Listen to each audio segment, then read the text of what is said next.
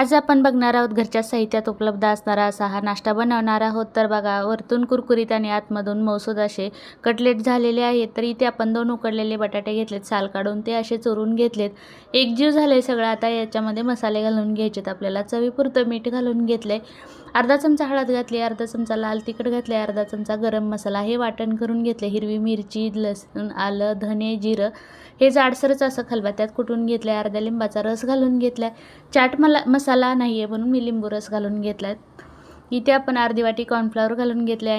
हे मिश्रण सगळं एकजीव करून घेतलं। अर्धा चमचा तेल सोडून हे परत पीठ चांगलं मळून घेतलं। आता याचे आपण कटलेट बनवून घेणार आहोत। तर इथे आपण 2 चमचे कॉर्नफ्लॉवर घेतला आणि त्याच्यामध्ये चिमूटभर मीठ घातलं आणि पाणी घालून ही स्लरी बनवून घेतली। आता इथे आज आपण ब्रेड क्रम्ब वापरणार नाहोत। तर इथे आपण शेवयाची खीर जी करतो त्याच्यासाठी लागणाऱ्या शेवया असतात 0 साईजच्या, त्या करून घेतल्या, चुरा करून घेतला त्याचा। इथे बघा, कटलेटसाठी एक गोळा करून घेतलाय, असा गोल करून घेतला आणि त्याला असा आकार देऊन घेतलाय। बघा, असा वेगळा आकार दिल्यामुळे मुलांना सुद्धा नक्की आवडतात। तर हातानेच आकार दिलेला आहे, तुमच्याकडे जे साचे असतील त्याने सुद्धा करू शकता। दुसरा सुद्धा आपण कटलेट बनवून घेतले।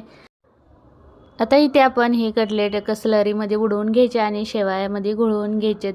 मस्त घरच्या साहित्यात उपलब्ध असणारे आज आपण नाश्ता बनवलेला आहे। मस्त हे कटलेट तयार होतात, अगदी कुरकुरीत आणि आतमधून मऊसूद असे कटलेट तयार होतात। तर हे कटलेट लगेच तळून नाही घ्यायचे, फॅनच्या हवेला ठेवायचे 10 मिनिट, किंवा तुम्ही फ्रीजमध्ये सुद्धा ठेवू शकता। आता आपण 10 मिनिटानंतर हे तळून घेतोय। तेलसुद्धा मी थोडंसंच घातलेलं आहे, कारण तळलेलं तेल नंतर शिल्लक राहतं। बघा, मस्त कटलेट तळून घेतलेत, कलरसुद्धा मस्त आलेला आहे तुम्हाला जर व्हिडिओ आवडला असेल तर एक लाईक करा आणि चॅनलला सबस्क्राईब करा।